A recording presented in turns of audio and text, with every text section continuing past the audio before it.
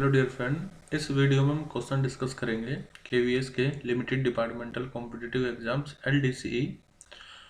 और ये एग्ज़ाम 22 जनवरी 2023 को हुआ था। And this will be the last part of PGT physics and will discuss question 101 to 120। Question number 101, the focal length of objective of a telescope is 60 centimetre, यानी कि F not given है 60 centimetre. Magnification given है 15 और आपको बताना है कि आई piece की फोकल लेंथ कितनी होगी। देखो, टेलीस्कोप क्या करता है? टेलीस्कोप हमें दूर के ऑब्जेक्ट को क्लियर दिखाता है। इसमें दो लेंस होते हैं, एक ऑब्जेक्टिव और एक आई पीस। जो ऑब्जेक्टिव होता है वो साइज में थोड़ा बड़ा होता है, आई पीस थोड़ा छोटा होता है। ये एफ नॉट इसकी फोकल लेंथ, इसकी फोकल लेंथ एफ ई। तो जो मैग्निफिकेशन का फॉर्मूला होगा F naught upon F E, जब इमेज इन्फिनिटी पर बनती है तब ये फॉर्मूला होता है M equal to minus F naught upon में एफ ई। फिलहाल हमें एफ ए निकालना, so it will be equal to F naught upon में एम। मैं मैग्नीट्यूड ले रहा हूँ, माइनस साइन को इग्नोर कर रहा हूँ। एफ नॉट की वैल्यू कितनी है? 60 और मैग्निफिकेशन है 15, तो एफ ई आ जाएगा 4 सेंटीमीटर। तो हमारा सही आंसर होगा ऑप्शन 3। देखो, दोनों ही सेंटीमीटर में, इसलिए मैंने यूनिट को चेंज नहीं किया है। Question number 102, an equilateral prism is placed on the horizontal surface, a ray A B is incident on it. For minimum deviation which of the following rays become parallel to the horizontal surface. देखो, minimum deviation में क्या होता है? एक तो जो incidence angle होता है, मान लो आई, ये बराबर हो जाता है एमरजेंट एंगल ई के। ठीक है, आई इक्वल टू ई होता है, मैं सब कंडीशन बता दूंगा आपको। दूसरा, मान लो ये एंगल R1 है और ये एंगल R2 है, तो R1 की वैल्यू R2 के इक्वल हो जाती है। जो रिफ्लेक्टिव इंडेक्स होता है उसमें और मिनिमम डेविएशन में जो एंगल होगा, डेविएशन कैसे? अच्छा, ये एक्चुअली जो रे है इस तरह से ना जा करके ना पैरेलल होनी चाहिए टू द सरफेस, यानी कि ये ए बी हो गई, फिर ये पैरेलल होने चाहिए और उसके बाद इसमें डेविएशन होगा। ये इंसिडेंस एंगल, ये एमरजेंट एंगल, ये R1, ये R2। ठीक है, और इस रे को अगर मैं सीधा ले जाऊं और इसको लेकर जो पीछे की तरफ, तो इन दोनों में जो एंगल आता है वो होता है एंगल ऑफ डेविएशन। तो मिनिमम डेविएशन तब होता है जब ये लाइट रे इस सरफेस के पैरेलल हो जाए। और म्यू की वैल्यू होती है साइन ए प्लस डेल्टा एम अपॉन में 2 साइन ए बाई 2। ठीक है, फिलहाल तो हमें ये बताना है कि कौन सी रे सरफेस के पैरेलल होनी चाहिए। तो मैंने आपको बताया जो अंदर वाली रे है ये इस सरफेस के पैरेलल होनी चाहिए, तो हमारा सही आंसर होगा कि BC पैरेलल होनी चाहिए सरफेस के, तो ऑप्शन 2 सही होगा। ये फॉर्मूला ध्यान रखना, relation between refractive index and minimum deviation. Equilateral prism के लिए ए की वैल्यू 60 ली जाती है। दूसरा जो ग्राफ होता है एंगल ऑफ डेविएशन और इंसिडेंस एंगल में, वो कुछ इस तरह से होता है, और जब आई की वैल्यू ई के बराबर हो जाती है तो हमें मिनिमम डेविएशन मिलता है। तो ये ग्राफ भी इंपॉर्टेंट है, ये फॉर्मूला भी इंपॉर्टेंट है हमारे लिए। Question number 103, Huygens concept of secondary wave क्या बताते? देखो, हाइगन्स ने प्रिंसिपल दिया था जिससे हम सेकेंडरी वेव फ्रंट के बारे में डिस्कस कर सकते हैं। दूसरा, इन्होंने हमें बताया था वेव फ्रंट हमेशा फॉरवर्ड डायरेक्शन में, यानी कि आगे की तरफ हमेशा प्रोपोगेट करते हैं। तो इन्होंने वेव फ्रंट के बारे में डिस्कस किया था या बताया था, तो हमारा सही आंसर होगा is a geometrical method to find the wave front. ये वेव ऑप्टिक्स में यूज किया जाता है।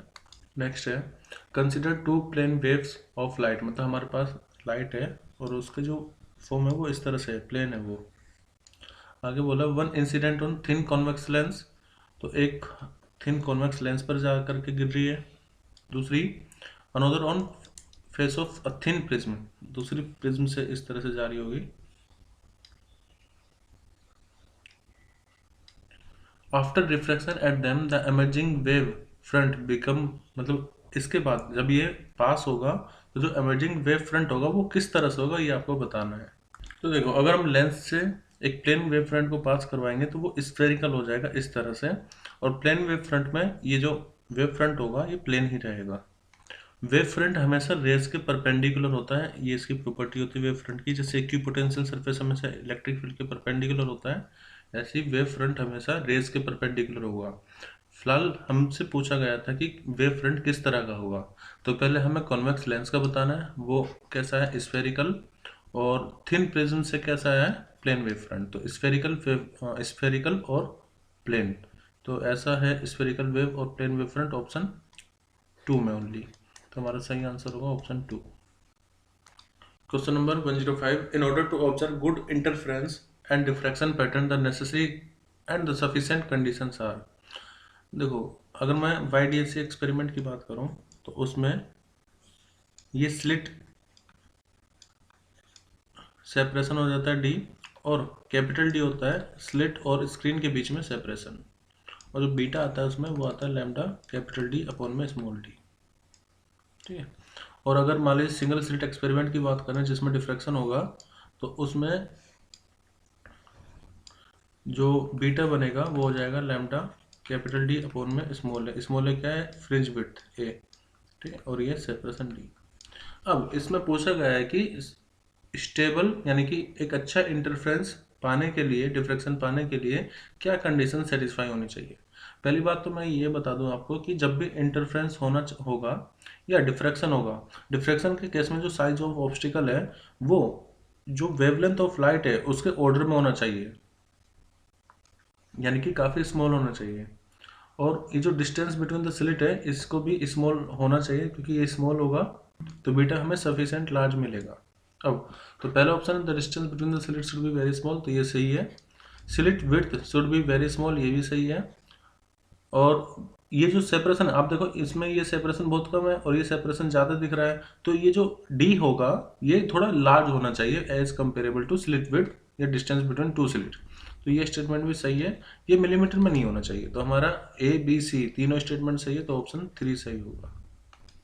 नेक्स्ट है in YDSC experiment if the distance between the slit and the screen is very large compare to fringe width, the fringe on the screen is. देखो, जब पहले मैं फिगर बनाता हूँ YDSC का, मान लो ये जो D है ये काफ़ी ज़्यादा लार्ज है, तो एक्चुअली ये कंडीशन हो गई फ्रोनोफर डिफ्रैक्शन की। दो तरह के डिफ्रैक्शन होते हैं, एक फ्रेजनल डिफ्रैक्शन और दूसरा फ्रोनोफर डिफ्रैक्शन। फ्रेजनल डिफ्रैक्शन में ये जो स्लिट होगी और जो स्क्रीन होगी उनके बीच की दूरी बहुत कम होगी, और वहाँ पर स्फेरिकल या फिर सिलेंड्रिकल वेव फ्रंट आपको मिलेंगे। लेकिन फ्रोनोफर डिफ्रैक्शन में क्योंकि D की वैल्यू काफ़ी ज़्यादा लार्ज है, तो यहाँ पर आते आते जो वेव फ्रंट होगा बहुत दूर से आ रहा है, तो वो प्लेन हो जाता है। तो हमारा सही आंसर होगा प्लेन, मतलब स्ट्रेट लाइन, फोर्थ ऑप्शन। देखो, फ्रेजनल डिफ्रैक्शन में सेपरेशन बहुत कम होगा, वेव फ्रंट होगा स्फेरिकल या सिलेंड्रिकल। फ्रोनोफर डिफ्रैक्शन में separation between the slit and the screen is large and the wave front will be planar या straight line. Next question completely diffraction पर based है, क्लास 12th। आपको बताना है कि इनमें से कौन सी स्टेटमेंट करेक्ट है about the diffraction pattern. First है it has central bright maximum which is twice as wide as the other maxima. देखो, पहले मैं आपको इंटेंसिटी का कर्व बना देता हूँ, उससे फिर हम डिस्कस करेंगे आगे। जो इंटेंसिटी का कर्व होता है, देखो डिफ्रैक्शन में जो इंटेंसिटी होती है सेंटर वाले की वो सबसे ज़्यादा होती है, उसके बाद जो आपको मैक्सिमा मिलेगा उसकी इंटेंसिटी डिक्रीज होती जाएगी दोनों तरफ। देखो, जो सेंट्रल विड्थ होगी बीटा नॉट वो होती है 2 लैम्डा D अपॉन में A। स्मॉल d और A क्या है वो हम बताते हैं। तो जैसे ये है सिंगल स्लिट एक्सपेरिमेंट में, स्लिट विड्थ को हम A से डिनोट करते हैं और स्लिट और स्क्रीन के बीच को सेपरेशन को कैपिटल D से। जनरली आप देखेंगे जो फ्रिंज विड्थ आएगी वो आएगी लैम्डा D अपॉन A, लेकिन जो सेंटर पर फ्रिंज बनती है उसकी इंटेंसिटी मैक्सिमम होती है और उसकी जो फ्रिंज विड्थ होगी वो डबल होती है बाकी सबसे, यानी कि central maxima of diffraction pattern is twice as wide as any other secondary maximum. Intensity मैंने आपको बताई डिक्रीज हो रही है। दूसरा, डायरेक्शन ऑफ nth मिनिमम होती है n लैम्डा अपॉन में A, या फिर पोजीशन होगी n lambda capital D upon small a, और nth मैक्सिमम के लिए कंडीशन होती है 2n + 1 लैम्डा अपॉन 2a, और पोजीशन होगी 2n + 1 lambda D upon a। अब ऑप्शन पे चलते हैं। पहला, it has central bright maximum which is twice. देखो, ये चीज़ मैंने आपको यहाँ पर बताई है, तो स्टेटमेंट A हमारी सही है। फिर the first null occurs at lambda upon 2 है। देखो, मिनिमम नल मतलब मिनिमम की बात कर रहा है। अगर मैं फर्स्ट मिनिमम देखूं तो मैं यहाँ पर θ1 जो होगा n की वैल्यू 1 लूंगा और ये आ जाएगा लैम्डा अपॉन में A, यानी कि लैम्डा अपॉन A आ जाएगा। लैम्डा अपॉन 2 तो नहीं आएगा, तो ये ऑप्शन हमारा गलत हो गया। हाँ, अगर आप यहाँ पर n की वैल्यू यहाँ पर 0 रखोगे तब आपका लैम्डा अपॉन 2 आ जाएगा। तो लैम्डा अपॉन 2 फर्स्ट मैक्सिमा की कंडीशन होती है, ना कि फर्स्ट मिनिमा की। नल का मतलब मिनिमा है, तो ये ऑप्शन गलत हुआ। फिर C, the intensity fall as we go successive maxima away from the centre on either side. देखो, आप दोनों तरफ जा रहे हो तो इंटेंसिटी डिक्रीज हो रही, तो बात सही है।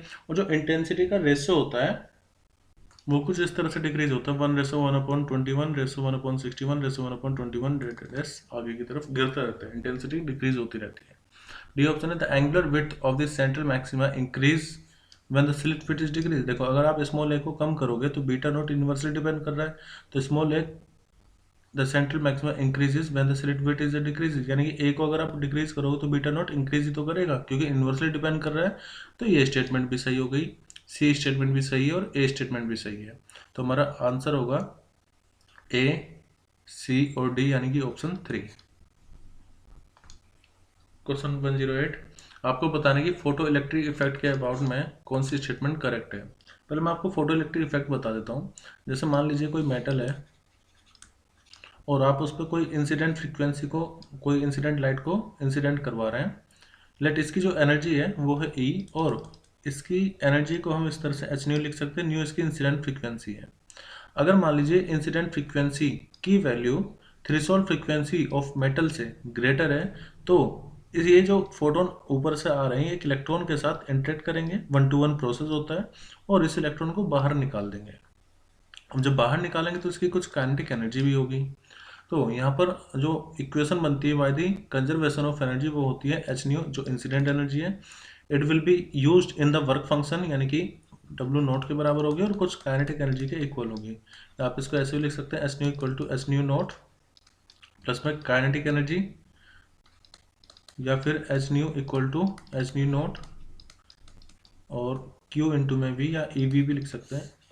तो ये तो हो गई इक्वेशन। अब देखो होता क्या है कि एक फोटोन एक ही इलेक्ट्रॉन के साथ इंटरेक्ट कर रहा है, तो अगर आप यहाँ पर नंबर ऑफ फोटॉन्स बढ़ाओगे, नंबर ऑफ फोटोन कैसे बढ़ेंगे, इंटेंसिटी इंक्रीज करने पर, क्योंकि इंटेंसिटी क्या होता है, number of photons falling per unit area per unit time, वही तो इंटेंसिटी होता है। तो इसका मतलब अगर हम इंटेंसिटी बढ़ाएं तो ज़्यादा नंबर ऑफ फोटोन आएंगे और वो ज़्यादा इलेक्ट्रॉन्स के साथ इंटरेक्ट करके ज़्यादा इलेक्ट्रॉन्स को बाहर निकालेंगे। इसका मतलब इंटेंसिटी ज़्यादा होगी तो फोटो इलेक्ट्रिक करंट भी ज़्यादा होगा, क्योंकि नंबर ऑफ इलेक्ट्रॉन अब ज़्यादा निकल रहे होंगे। तो अगर मैं इंटेंसिटी और फोटो इलेक्ट्रिक करंट का ग्राफ बनाऊँ तो स्ट्रेट लाइन आता है कुछ इस तरह से, ठीक है। यहाँ पर इंटेंसिटी और यहाँ पर फोटो इलेक्ट्रिक करंट। तो एक बात क्लियर है कि इंटेंसिटी और करंट दोनों एक दूसरे पर डायरेक्टली डिपेंड करते हैं। इंटेंसिटी बढ़ाने पर फोटो इलेक्ट्रिक करंट भी इंक्रीज होगा। अब चलते हैं अपने ऑप्शन पे। पहला ऑप्शन है, पहला स्टेटमेंट है photoelectric current is directly proportional to the intensity of light. ये मैंने अभी आपको बताया, बिल्कुल सही स्टेटमेंट है। सेकंड है saturation current is inversely proportional to intensity of incident light. देखो अगर फर्स्ट स्टेटमेंट सही है तो गलत, सेकंड स्टेटमेंट तो गलत ही होगी। ये बता रहा है कि करंट इनवर्सली डिपेंड करेगा इंटेंसिटी पे, ऐसा नहीं है, इंटेंसिटी ज़्यादा तो करंट भी ज़्यादा।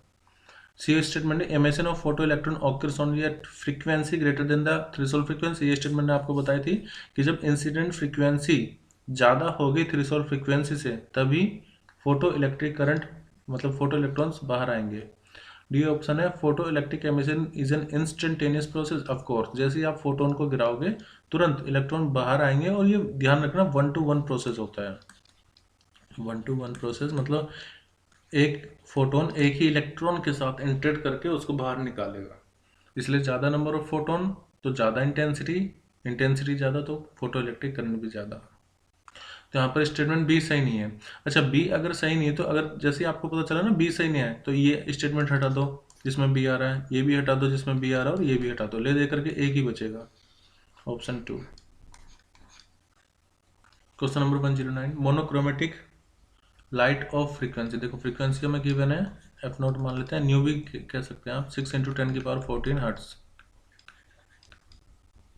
The power emitted, power given है P इक्वल टू 2 × 10⁻³ वाट।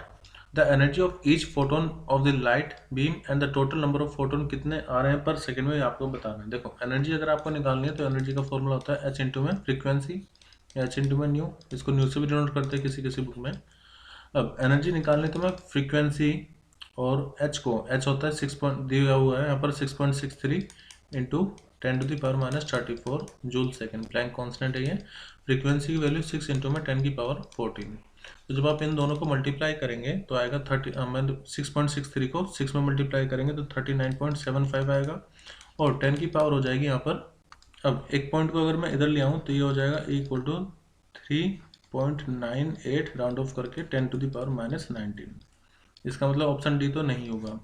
अब निकालते हैं कि नंबर ऑफ फोटोन कितने होंगे। तो देखो पावर इक्वल टू होगा टोटल एनर्जी अपॉन में टाइम की वैल्यू 1 ले सकते हैं हम। तो power equal to energy upon time होता है। तो power equal to total energy कितनी होगी, मान लो एक फोटोन की एनर्जी है ई, तो टोटल एनर्जी कितनी हो जाएगी एन इंटू में ई। एन क्या है, नंबर ऑफ फोटोन। टी की वैल्यू 1 सेकंड ले रहे हैं क्योंकि पूछा है पर सेकंड के लिए। इसका मतलब एन इक्वल टू कितना आएगा, पावर अपॉन में एनर्जी। पावर कितनी है अपने पास 2 इंटू 10⁻³ वाट, अपॉन में एनर्जी कितनी है 3.98 इंटू 10⁻19 जूल। और टाइम की वैल्यू हमने 1 ले ली है, 1 सेकेंड। तो जब आप 2 को 3.98 से डिवाइड करेंगे तो आएगा 0.50 इंटू 10⁻, कितनी हो जाएगी 19 में से 3 माइनस कर दो यानी कि 16। इसी को आप 5 इंटू 10⁻15 भी लिख सकते हैं। तो हमारा सही आंसर होगा 5 इंटू 10⁻15 ऑप्शन। देखो 3.98 10⁻−19 और 5 इंटू 10⁻15 यानी कि ऑप्शन 2 सही होगा। Question number 110, in a photo electric experiment the stopping potential for the incident light of wavelength 3000 angstrom is 2 volt. if the wavelength to be changed is 4000 angstrom, तो आपको बताना है कि स्टॉपिंग पोटेंशियल कितना हो जाएगा। Question number 110, in a photoelectric experiment the stopping potential for the incident light of wavelength 3000 angstrom is 2 volt. if the wavelength is changed to 4000 angstrom, the stopping potential कितना हो जाएगा। देखो अभी हम फोटो इलेक्ट्रिक एमिशन को discuss कर रहे थे, फोटो इलेक्ट्रिक इफेक्ट को डिस्कस कर रहे थे। मान लो इंसिडेंट एनर्जी एस न्यू है, तो ये फोटोन्स के साथ इंटरेक्ट करेगा तो कुछ एनर्जी यूज हो जाएगी वर्क फंक्शन में, और कुछ बाहर जो इलेक्ट्रॉन आएंगे उनकी काइनेटिक एनर्जी में यूज हो जाएगी। तो कंजर्वेशन ऑफ एनर्जी अगर हम अप्लाई करें, इंसिडेंट एनर्जी बराबर होगी work function plus kinetic energy के। और मैंने आपको बताया था कि वर्क फंक्शन तो सभी मेटल का सेम, मतलब ये मेटल पे डिपेंड करता है। अब अगर आप मान लीजिए फ्रीक्वेंसी को या वेवलेंथ को चेंज भी करोगे तो वर्क फंक्शन चेंज नहीं होगा फॉर अ पर्टिकुलर मटेरियल। और काइनेटिक एनर्जी को हम लिख सकते हैं Q इंटू में V। अब देखो एच सी अपॉन लेमडा, ये भी तो एनर्जी का फॉर्मूला होता है। अगर हम वेवलेंथ के टर्म में बात करें, equal to W naught plus में चार्ज मैं ले रहा हूँ E इंटू में V।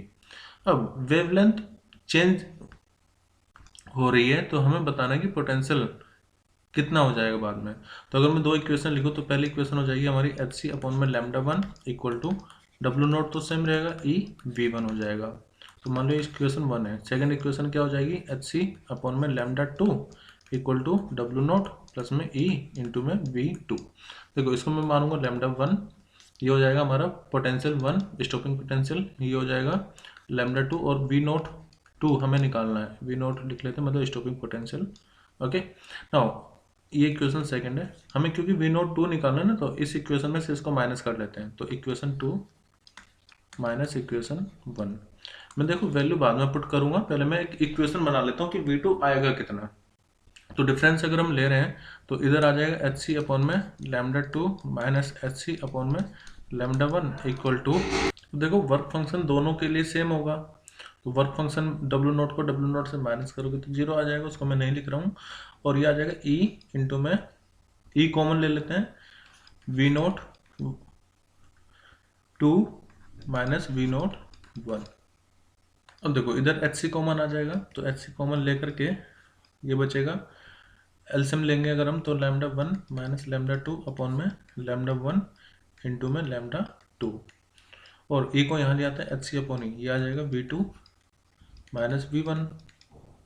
और क्योंकि हमें वी नॉट 2 चाहिए तो इसको हम इस तरह से लिख सकते हैं, V naught 2 will be equal to V naught 1। देखो ये इस तरफ जाएगा तो पॉजिटिव हो जाएगा, प्लस में एच सी अपॉन में ई लेमडा 1 माइनस लेमडा 2 अपॉन में लेमडा 1 इंटू में लेमडा 2। अब आप सारी वैल्यू पुट कर लीजिए। एक्चुअली अगर आपको ये डायरेक्ट फॉर्मूला याद है तो आगे अगर ये क्वेश्चन आया तो आप इजीली कर पाओगे। वी नॉट 1 कितना है 2 वोल्ट, एच की वैल्यू 6.6 इंटू 10⁻⁻34, सी की वैल्यू 3 इंटू 10⁸ अपॉन में ई की वैल्यू 1.6 10⁻⁻19। डिफरेंस इन वेवलेंथ कितना हो जाएगा 4 - 3, तो 4 - 3 का मतलब ये हो गया लेकिन हमें लैम्डा 1 माइनस लैम्डा 2 करना है, तो 3 माइनस 4 मतलब -1000 बचेगा, और इसको SI यूनिट में कन्वर्ट कर लीजिए, यानी कि 10⁻10 अपॉन में लैम्डा 1 लैम्डा 2 कितना है, 4 × 3 12 इंटू 10⁻, देखो ये 3 है और ये 3 मल्टीप्लाई करके 10⁻6 ये हो गया, और क्योंकि एंगस्ट्रॉन में तो 10⁻20 दोनों को चेंज कर रहे हैं। फिलहाल हमें ज़्यादा सोल्व नहीं करना, हमें बताना है कि इनमें से कौन सा आंसर सही है। आप ये देखो यहाँ पर माइनस साइन आ गया, अब यही माइनस साइन यहाँ पर आ जाएगा, इसको मैं माइनस लिख सकता हूँ ना, तो ये हट जाएगा माइनस साइन। अब इसका मतलब ये हुआ कि जो भी पोटेंशियल आएगा वो 2 से तो कम ही आएगा। इस सब को सोल्व मत करो, बस आप ये देखो कि कौन सा आंसर सही है। जब 2 में से कुछ चीज़ माइनस हो रही है, और ये जो भी माइनस हो, लेकिन 2 में से माइनस हो रहा है ना, तो हमारा सही आंसर क्या है कि <<2 वोल्ट होगा। नेक्स्ट है, according to photoelectric equation जो कि आइंस्टीन ने दी थी, the plot of stopping potential for different material versus the frequency of incident radiation is a straight line whose slope is. पहले मैं आपको बताता हूँ ग्राफ बनता कैसे स्ट्रेट लाइन। यहाँ पर हम ले रहे हैं स्टॉपिंग पोटेंशियल, ठीक है, और यहाँ पर हम ले रहे हैं इंसिडेंट फ्रीक्वेंसी यानी कि न्यू। अब आपको मैंने जनरल इक्वेशन बताई थी इससे पहले वाले, मतलब 2 क्वेश्चन पहले मैंने आपको ये इक्वेशन बता दी थी। इसी इक्वेशन को हम पिक करते हैं यहाँ पर। तो एच न्यू मतलब इंसिडेंट एनर्जी बराबर होगी वर्क फंक्शन W0 प्लस में काइनेटिक एनर्जी के, ठीक है। और मुझे ना फ्रीक्वेंसी और स्टॉपिंग पोटेंशियल के बीच में ग्राफ चाहिए, तो पहले इस इक्वेशन को इस तरह से लिख लेते हैं। ये हो गया एच इंटू में थ्रेशोल्ड फ्रीक्वेंसी प्लस में इसको हम ई इंटू वी लिख सकते हैं स्टॉपिंग पोटेंशियल। अब इसको ना देखो, इसमें बोला भी गया है स्ट्रेट लाइन ग्राफ आएगा। अब स्ट्रेट लाइन होगा तो इसका मतलब y equal to mx plus C type की इक्वेशन बनेगी। ये इक्वेशन पहले बनाते हैं। y हमें क्या लेना है स्टॉपिंग पोटेंशियल, x पर हमें लेना है फ्रीक्वेंसी। तो इस इक्वेशन को थोड़ा सा मॉडिफाई कर लेते हैं। इसको मैं लिख रहा हूँ E V naught equal to, ये स्टॉपिंग पोटेंशियल थोड़ा बड़ा बना देते हैं v को, ये हो जाएगा H new minus H new note, और स्टॉपिंग पोटेंशियल इक्वल टू हो जाएगा एच अपॉन में ई इंटू में frequency minus H upon E into में थ्रेशोल्ड फ्रीक्वेंसी। अब इस इक्वेशन को हम जनरल जो इक्वेशन होती है ना स्ट्रेट लाइन की, y equal to m x plus c, y equal to m x plus c, इससे कंपेयर करेंगे। तो आप ये देखो कि यहाँ पर y एक्सिस पर हम क्या प्लॉट कर रहे हैं स्टॉपिंग पोटेंशियल, x एक्सिस पर हम फ्रीक्वेंसी ले रहे हैं। तो इसका मतलब ये होगा कि स्लोप होगा, m मतलब स्लोप होता है ना, स्लोप क्या होगा h अपॉन ई। अब आप ये देखो कि h प्लैंक कांस्टेंट है, e 1.6 इंटू 10⁻⁻19 ये कांस्टेंट होता है। तो m यानी कि स्लोप हमेशा सेम रहेगी चाहे मटेरियल कोई सा भी हो। इसका मतलब स्लोप अगर मैं बनाऊं, दूसरा जो इंटरसेप्ट होगा वो नेगेटिव y एक्सिस पर होगा, ये c मतलब इंटरसेप्ट होता है। तो अगर इसी लाइन को मैं थोड़ा नीचे बढ़ा दूँ तो देखो इस तरह से हमारे पास स्ट्रेट लाइन आएगी। इंटरसेप्ट यहाँ पर हो रहा है, इसका मतलब ये पूरा वर्क फंक्शन के ये बराबर होगा हमारा सी के। सी कितना है एच न्यू नोट अपॉन में ई। स्लोप क्या आएगा, स्लोप मैंने बताया एच अपॉन ई, ये स्लोप हो जाएगा। और जहां पर ये एक्स एक्सिस पर इंटरसेप्ट करता है ना, वो पर्टिकुलर फ्रीक्वेंसी आपको बताती है कि वो उस मटेरियल की थ्रेशोल्ड फ्रीक्वेंसी है। तो इस ग्राफ के क्या क्या फायदे हैं, स्लोप निकाल के हम प्लैंक कांस्टेंट निकाल सकते हैं अगर ई की वैल्यू पता है तो। दूसरा जहां पर इंटरसेप्ट होगा वो एच न्यू नोट अपॉन ई के बराबर है, तो मान लो ये W अपॉन ई हो गया, तो जो भी ये इंटरसेप्ट आएगा उसमें आप ई की मल्टीप्लाई कर दो तो वर्क फंक्शन पता लग जाता है। दूसरा वर्क फंक्शन पता लग गया, यहाँ से आप थ्रेशोल्ड फ्रीक्वेंसी भी फाइंड कर सकते हैं। मतलब कि ये ग्राफ इतना ज़्यादा इंपॉर्टेंट है कि ये हमें उस पर्टिकुलर मटेरियल की थ्रेशोल्ड फ्रीक्वेंसी बता रहा है, प्लैंक कांस्टेंट हम फाइंड कर सकते हैं, और जब थ्रेशोल्ड फ्रीक्वेंसी अगर पता चल ही गया तो वर्क फंक्शन हम इजीली निकाल सकते हैं। और अगर वर्क फंक्शन पता चल जाए तो हम ई की वैल्यू भी पता कर सकते हैं अगर नहीं पता है तो इसके बेनिफिट क्या क्या होंगे इस ग्राफ में, ये पूछा जाता है काफ़ी बार। पहली बात, हम प्लैंक कांस्टेंट फाइंड कर सकते हैं, ठीक है, हम ई की वैल्यू डिटरमाइन कर सकते हैं, हम थ्रेशोल्ड फ्रीक्वेंसी निकाल सकते हैं और वर्क फंक्शन निकाल सकते हैं। तो एक ही ग्राफ के मल्टीपर्पस है, एच निकालना, ई निकालना, थ्रेशोल्ड फ्रीक्वेंसी और वर्क फंक्शन फाइंड करना। फिलहाल अपने क्वेश्चन पे चलते हैं। तो इसमें पूछा गया था कि ये स्ट्रेट लाइन है तो हुज स्लोप क्या रिप्रेजेंट करेगी, तो स्लोप क्या रिप्रेजेंट कर रही है एच अपॉन ई, और एच और ई दोनों कॉन्स्टेंट है तो स्लोप कोई भी मटेरियल आप ले लो सेम रहेगी, ठीक है, सेम रहेगी फॉर एवरी मटेरियल। क्योंकि मटेरियल कोई सा भी हो एच और ई की वैल्यू तो सेम ही रहती है। तो हमारा सही आंसर क्या होगा, is same for all the material independent of the intensity of the radiation. I hope कि आपको समझ में आया होगा किस तरह से हमने स्ट्रेट लाइन बनाई और इसके बेनिफिट क्या है। नेक्स्ट क्वेश्चन है, 3 इलेक्ट्रॉन, प्रोटॉन और अल्फा पार्टिकल है, सेम काइनेटिक एनर्जी, तो आपको बताना है कि डी ब्रोगली वेवलेंथ का किस तरह से होगा। देखो lambda equal to h upon p, de Broglie wavelength ही होता है, लेकिन मोमेंटम को मास वेलोसिटी भी लिख सकते हैं। और आपको पता है kinetic energy P square upon 2m भी होती है और क्यू वी भी होती है। तो अगर मैं यही फॉर्मूला लैम्डा का काइनेटिक एनर्जी के टर्म में लिखूं तो 2m के हो जाएगा, और पोटेंशियल के टर्म में लिखूं तो वो हो जाएगा एच अपॉन में यहाँ पर देखो k को रिप्लेस करेंगे 2m, k हो जाएगा qv। तो तीनों चारों फॉर्मूले इंपॉर्टेंट है हमारे लिए। फिलहाल हम कौन से इस्तेमाल करें, तो क्योंकि बोला है कंडीशन दी हुई है सेम काइनेटिक एनर्जी, तो मैं काइनेटिक एनर्जी वाला फॉर्मूला उठाऊंगा h अपॉन में √2m k। अब क्योंकि h सबके लिए सेम होता है, k यहाँ पर सबकी सेम है, तो जो लैम्डा है वो इन्वर्सली किस पर डिपेंड करेगा, √m पर। यानी कि जिसका मास ज़्यादा उसकी वेवलेंथ कम, जिसका मास ज़्यादा उसकी वेवलेंथ कम। अब देखो इलेक्ट्रॉन का मास होता है 9.1 10 की पावर -31, मास ऑफ प्रोटॉन 1.67 10 की पावर -27, और अल्फा पार्टिकल का मास 4 टाइम्स होगा। तो सबसे ज़्यादा मास किसका हुआ, अल्फा पार्टिकल का, और सबसे कम मास किसका हुआ, इलेक्ट्रॉन का। तो इलेक्ट्रॉन की जो वेवलेंथ होगी यहाँ पर, क्योंकि उसका मास सबसे कम है तो उसकी वेवलेंथ सबसे ज़्यादा होगी, और अल्फा पार्टिकल का मास सबसे ज़्यादा है तो उसकी वेवलेंथ मिनिमम होगी।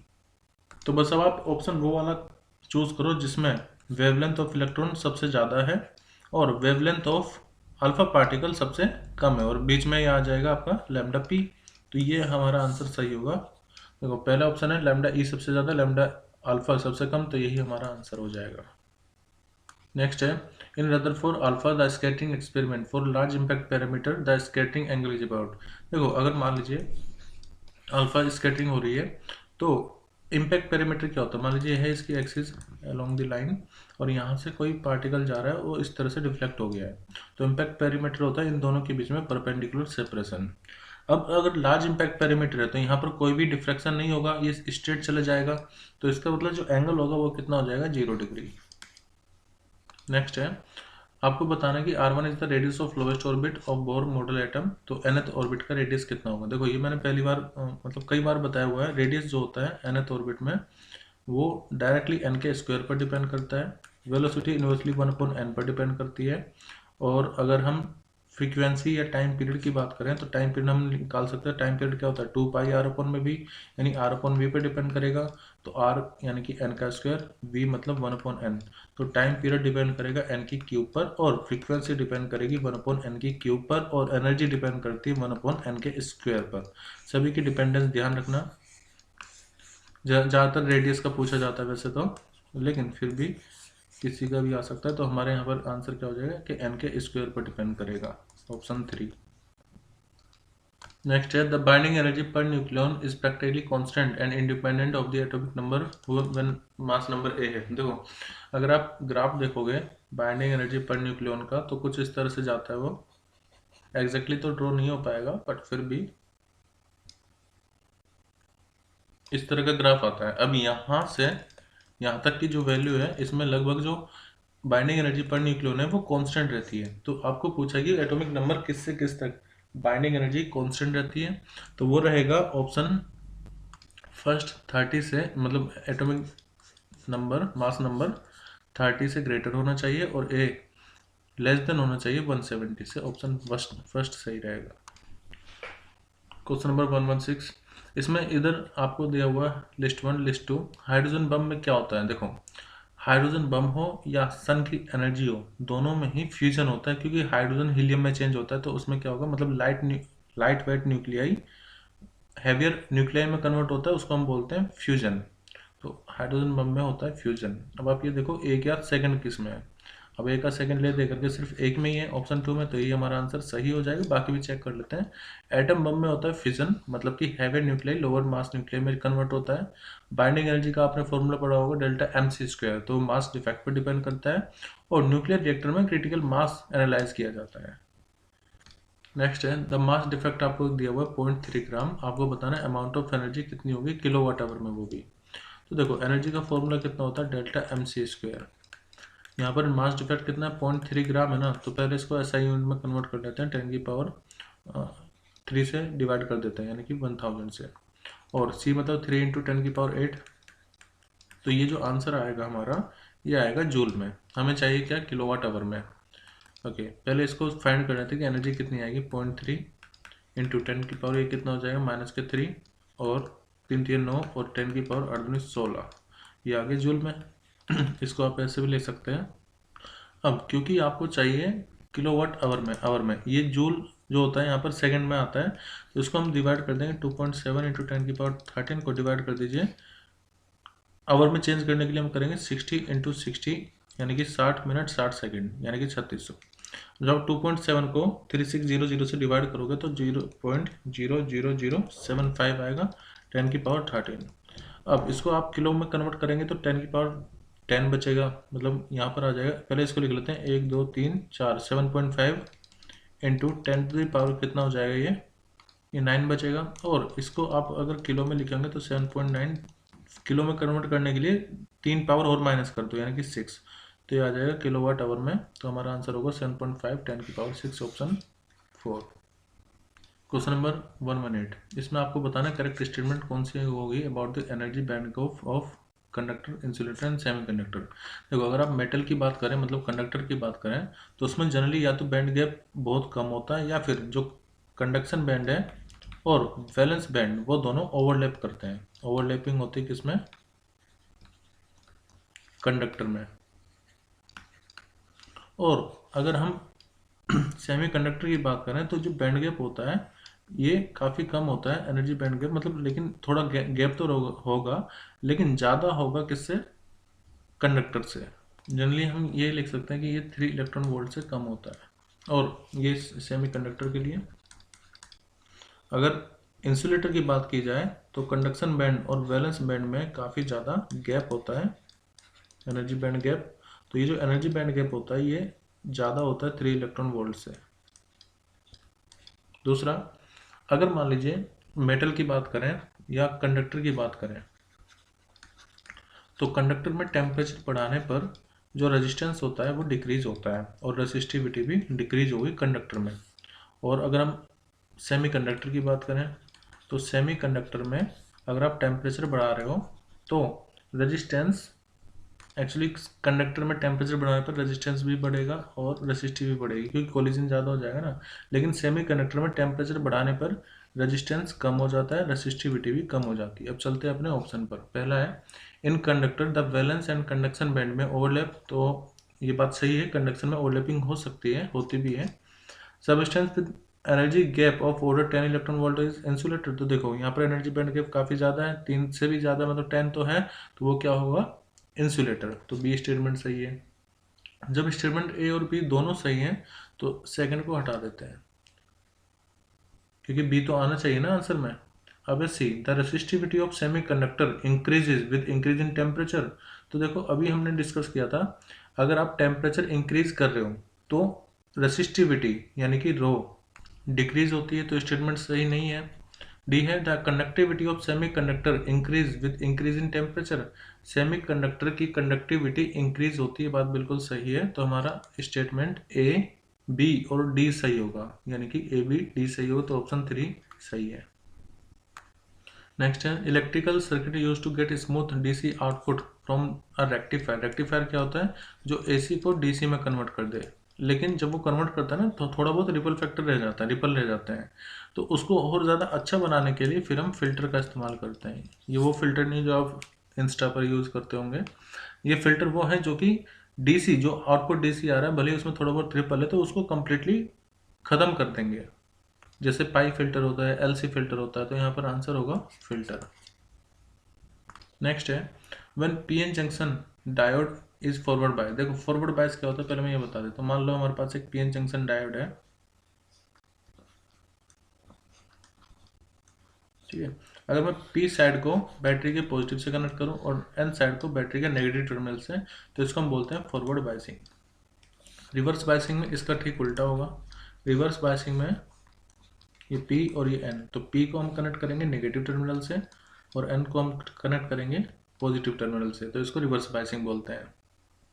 अब फॉरवर्ड बायसिंग में ये होता है कि जो डिप्लीशन विड्थ होती है ये डिक्रीज करती है, यानी कि डिप्लीशन विड्थ डिक्रीज करेगी और उसकी वजह से जो यहाँ पर पोटेंशियल होता है, बैरियर पोटेंशियल, वो भी डिक्रीज करता है। बैरियर पोटेंशियल डिक्रीजेस, जो कि हो जाता है V माइनस में VB, ठीक है। जबकि यहाँ पर बिल्कुल उल्टा होगा। एक और चीज़, यहाँ पर जो इफेक्टिव रेजिस्टेंस होता है, क्योंकि ये जो डिप्लेशन लेयर है ये कम है, तो जो रेजिस्टेंस होगा वो बहुत कम होगा, वेरी लेस। जब रेजिस्टेंस कम है तो करंट इजीली फ्लो कर सकता है, करंट इजीली फ्लोज।